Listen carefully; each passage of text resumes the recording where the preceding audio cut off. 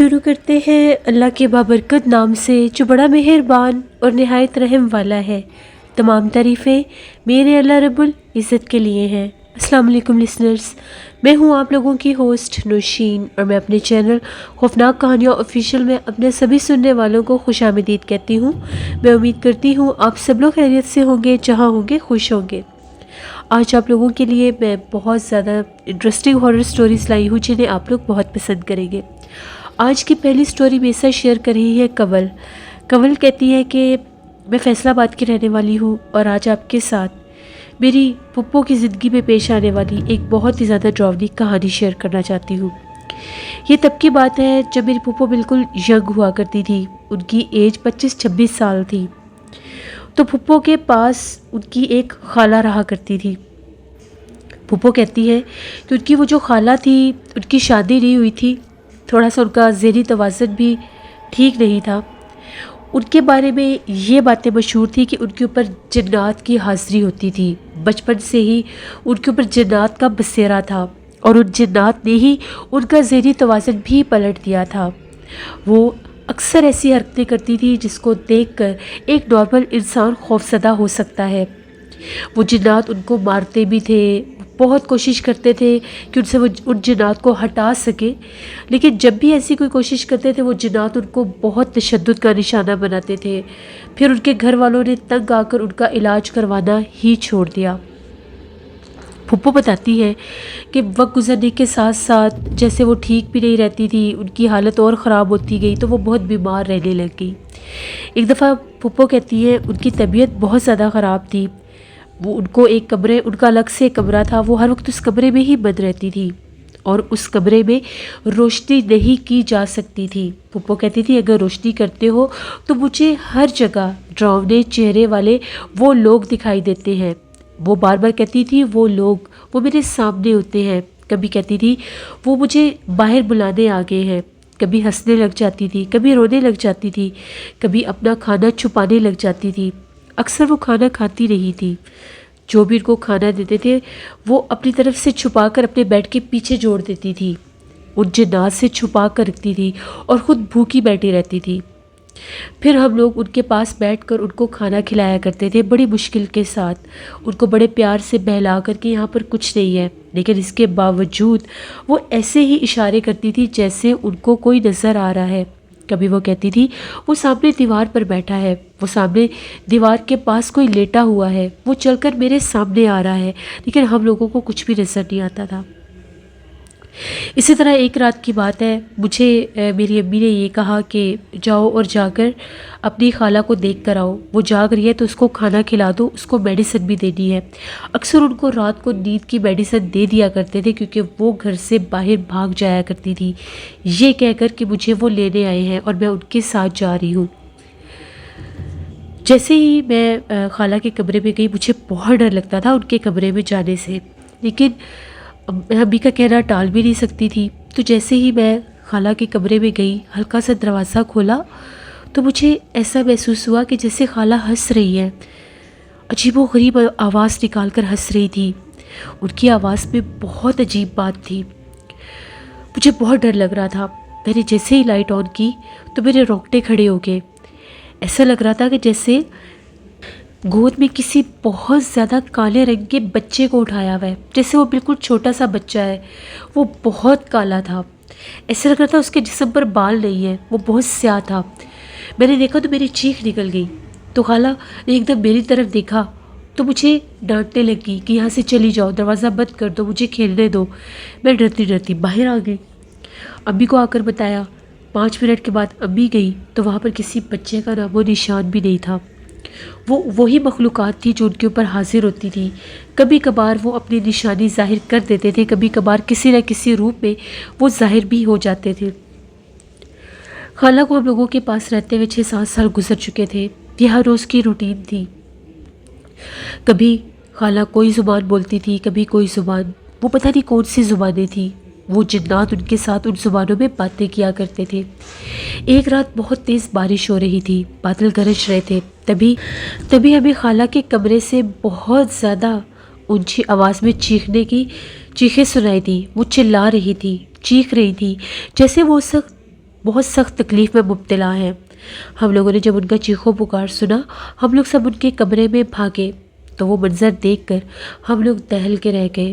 خالہ کو ان جنات نے تشدد کر کر کے مار دیا تھا۔ خالہ کا چہرہ زخمی ہوا تھا، وہ ان کی آخری چیخ تھی جب ہم لوگ ان کے کمرے میں پہنچے تھے۔ جب جا کر دیکھا تو ان کی ڈیتھ ہو چکی تھی۔ ہم سب لوگ بہت روئے، بہت روئے۔ باہر بہت بارش تھی۔ خالہ کو جب ہم لوگوں نے اس کمرے سے باہر نکالا، پورے محلے میں پتہ چل گیا۔ بارش کے باوجود بہت سے لوگ ہم لوگوں کے گھر میں آئے۔ برآمدے میں خالہ کی ڈیڈ باڈی رکھی ہوئی تھی۔ ابھی رات کا ہی ٹائم تھا، صبح نہیں ہوئی تھی۔ آس پڑوس کے لوگ خالہ کو دیکھ کر جا چکے تھے اور یہ کہہ رہے تھے کہ ہم لوگ جنازے سے پہلے شرکت کریں گے۔ اب صرف ہم لوگ گھر کے لوگ تھے۔ ہم لوگ صرف 3 بہنیں، میرے 4 بھائی، امی ابو اور خالہ کی ڈیڈ باڈی۔ ابھی ریلیٹیوز نہیں پہنچے تھے بارش کی وجہ سے، سب نے صبح تک ہی پہنچنا تھا۔ ہم لوگ بھی رو رو کے نڈھال ہوئے ہوئے تھے، غم اور تکلیف کے ساتھ۔ بے شک وہ تکلیف میں تھی، لیکن ان کی وہ تکلیف بھی دیکھی نہیں جاتی تھی، اور جس حالت میں ان کو ان جنات نے مارا تھا وہ بھی بہت تکلیف دہ منظر تھا۔ خالہ کے بال بھی نوچے ہوئے تھے، ایسے لگ رہا تھا جیسے ہاتھ پاؤں کی ہڈیاں بھی توڑ دی ہیں کسی نے۔ تو ہم لوگوں کو اچانک سے ایک رونے کی آواز سنائی دی۔ ایسے لگ رہا تھا کہ کوئی عورت رو رہی ہے، اور وہ رونے کی آواز خالہ کے کمرے سے ہی آ رہی تھی۔ وہ بہت زیادہ ڈراؤنی آواز تھی، ایسے لگ رہا تھا کہ کوئی ڈراؤنی آواز میں ماتم کر رہا ہے۔ ہم لوگ سب کمرے سے باہر نکلے، امی، میرے بھائی، میرے ابو، سارے خالہ کی ڈیڈ باڈی کے پاس ہی تھے۔ آدھی رات کا ٹائم ہو چکا تھا۔ ہم تینوں بہنیں بھی کمرے میں ہی گئی تھی۔ ہمیں لگا کہ امی رو رہی ہیں۔ ہم لوگ باہر آئے تو امی غم سے نڈھال ایک سائڈ پر چپ کر کے بیٹھی ہوئی تھی۔ امی کو ہم نے کہا کہ یہ رونے کی آواز کہاں سے آ رہی ہے؟ تو امی نے یہ کہا کہ مجھے لگا کہ تم لوگ رو رہے ہو۔ ہم لوگوں نے کہا نہیں۔ تبھی ہم لوگ ابھی پوچھ ہی رہے تھے کہ خالہ کے کمرے سے پھر سے رونے کی آوازیں آنے لگ گئی۔ امی بہت زیادہ ڈر گئی۔ امی نے فوراً سے اٹھ کر خالہ کے کمرے کا باہر سے دروازہ بند کر کے کنڈی لگا دی۔ ساری رات اس کمرے میں سے رونے کی آوازیں آتی رہی۔ کوئی عورت تھی جو ماتم کر رہی تھی، ڈراؤنی آوازوں میں رو رہی تھی۔ جیسے صبح ہوئی، گھر میں بہت زیادہ رش ہو گیا، بہت مہمان آ گئے، رشتہ دار آ گئے، محلے دار آ گئے۔ خالہ کی جب جنازہ اٹھایا گیا، خالہ کو تدفین کر کے جب واپس آئے، اس رات کی بات ہے، ابھی بھی ہم لوگوں کے ریلیٹیوز تھے گھر میں۔ آدھی رات کا ٹائم تھا۔ جس کمرے میں ہم لوگ سوتی تھی وہاں پر ہم لوگوں کی کچھ کزنز تھی، کچھ ریلیٹیوز فیمیل تھی، ساری ہمارے پاس ہی سو رہی تھی۔ میں بالکل دروازے کے ساتھ چارپائی تھی، اس کے اوپر سوئی ہوئی تھی، میرے پاس ہی میری بہن بھی سو رہی تھی۔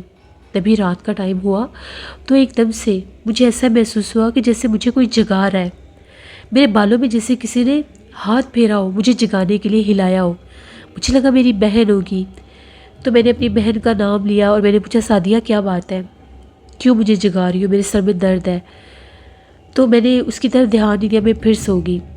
پھر باقاعدہ مجھے ایسا لگا کہ میرا ہاتھ پکڑ کر مجھے کسی نے اپنی طرف کھینچا ہو، جیسے کوئی اٹھانے کی کوشش کرتا ہے۔ میں فوراً سے اٹھی تو میری بہن میرے پاس نہیں سوئی ہوئی تھی۔ میں نے دیکھا تو دروازے میں ایک عورت کھڑی ہوئی تھی۔ ایسے لگ رہا تھا کہ جیسے اس کا جو جسامت اور قد ہے میری امی جیسا ہے۔ میری خالہ کا بھی ایسے ہی وجود تھا، سیم میری امی اور خالہ کا ایک جیسے ہی قد اور جسامت لگتی تھی۔ مجھے لگا امی ہے تو مجھے بلا رہی ہوگی۔ میں اٹھ کے باہر آئی، میں نے کہا جی امی، تو میں نے دیکھا کہ مجھے چلتی چلتی تھی وہ خالہ کے کمرے میں چلی گئی۔ میں نے خود انہیں خالہ کے کمرے میں جاتے دیکھا۔ میں پیچھے بھاگی کہ امی آپ خالہ کے کمرے میں نہ جائیں، کل وہاں سے رونے کی آوازیں آ رہی تھی، ابھی ہمیں اس کمرے میں نہیں جانا چاہیے۔ میں امی کو بلاتی رہ گئی لیکن وہ کمرے کے اندر چلی گئی۔ میں فوراً سے ان کے پیچھے بھاگی، کمرے کا دروازہ کھولا۔ جب میں نے اندر جھانک کر دیکھا، وہاں 6 سے 7 عورتیں بیٹھی ہوئی تھیں۔ وہ بہت زیادہ عجیب و غریب لباس میں تھی اور وہ سب میری خالہ کے روپ میں تھی۔ سب کی شکل میری خالہ جیسی تھی، میری وہی خالہ جن کی ڈیتھ ہو گئی تھی۔ میری خالہ کی شکل میں وہ 6-7 عورتیں میں نے خود بیٹھی دیکھی۔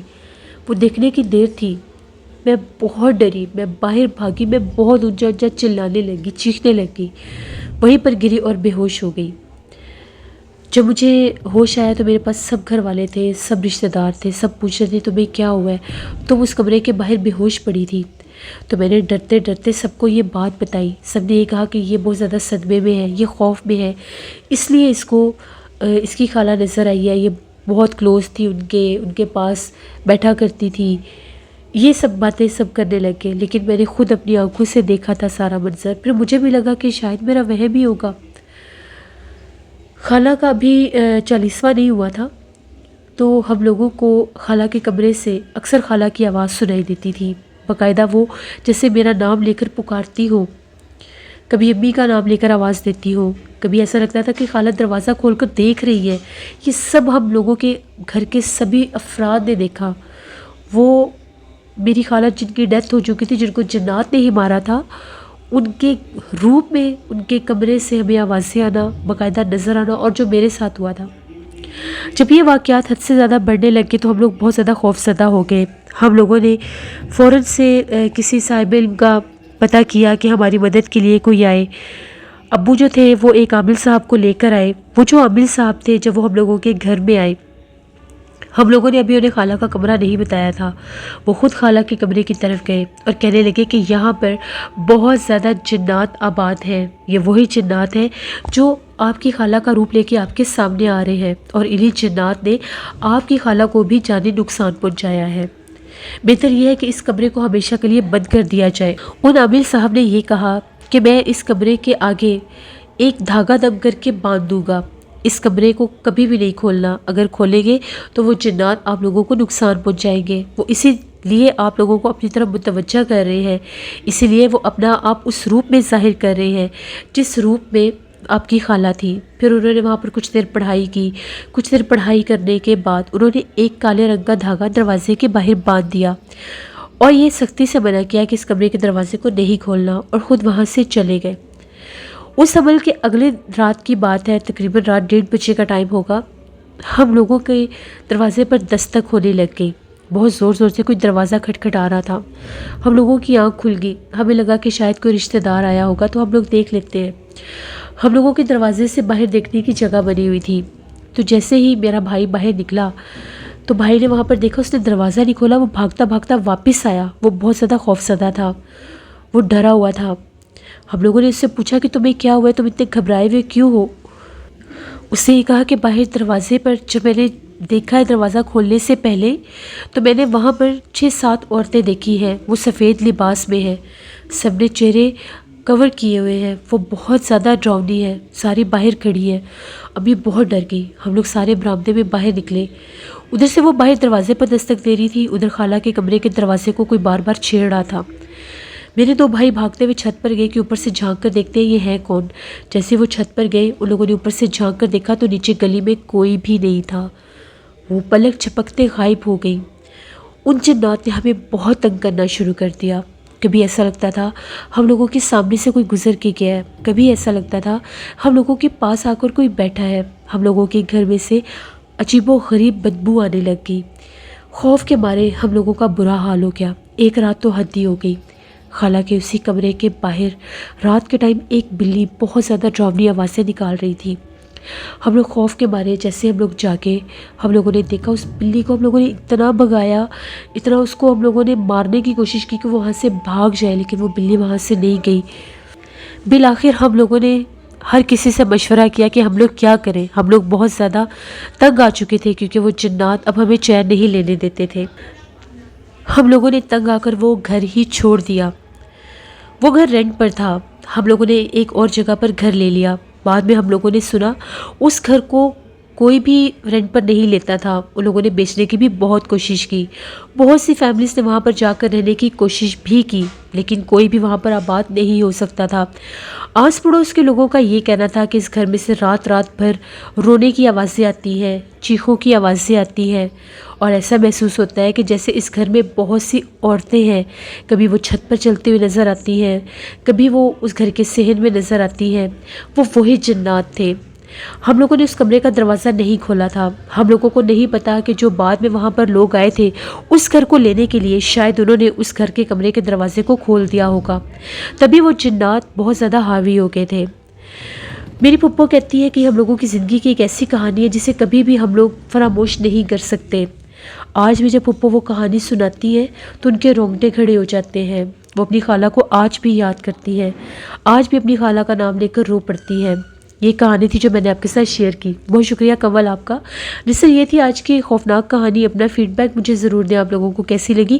آپ لوگ بھی اپنی خوفناک کہانیاں شیئر کر سکتے ہیں ڈسکرپشن باکس میں دیے گئے ای میل آئی ڈی noshinwirk57@gmail.com پر۔ اس کے علاوہ آپ لوگ مجھے کمنٹ باکس میں بھی سٹوری شیئر کر سکتے ہیں۔ انشاءاللہ کل ہارر سٹوریز آفیشیل پر بھی سٹوری آن ایئر کروں گی، اس کو بھی ضرور وزٹ کریے گا۔ اپنا بہت سا خیال رکھیے گا، اپنی ڈھیروں دعاؤں میں مجھے، میری فیملی کو، میرے پورے پاکستان کو یاد رکھیے گا۔ اللہ ہم سب پر اپنا رحم کرے، سیلاب سے اللہ سب کو محفوظ رکھے۔ سننے میں یہ بھی آ رہا ہے کہ ہم لوگوں کی سٹی سرگودا کو بھی الرٹ کر دیا گیا ہے۔ آپ سب لوگوں سے میری یہ اپیل ہے اور میری ریکویسٹ ہے، پلیز دعا کریں کہ اللہ پاک پاکستان پر اپنا رحم کرے، ہم لوگوں کے شہر پر اپنا رحم کرے، آمین۔ اپنا بہت سا خیال رکھیے گا۔ Thank you for watching, stay blessed, Allah نگہبان۔